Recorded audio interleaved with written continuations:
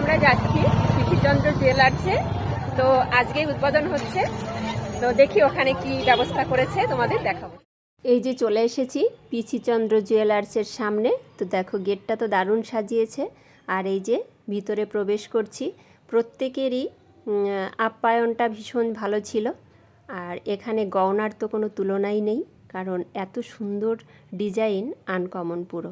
তলায় তো দেখা হয়ে গেল, এবার চলো দোতলায় যাই। দোতলায় এসে তো আমি আরও চমকে গেছি, কারণ এখানকার ডিজাইনগুলো ছিল আরও অসাধারণ। ভীষণই ভালো লেগেছে আমার। তো ভেবেছি এরপরে কোনো কিছু কেনাকাটা করতে গেলে এখানেই আসব। ভালো লাগলো, এদের ব্যবহারটাও খুব ভালো লেগেছে, আর জিনিসগুলোও খুব ভালো লেগেছে। তারপর বলি, ঢোকার সঙ্গে সঙ্গে আমাকে দিয়েছিল জল, তারপর দিল 1 কাপ কফি, তারপর ফুচকা, আর এই যে আইসক্রিম। লাস্টে আইসক্রিম খেয়ে বাড়ি চলে আসলাম।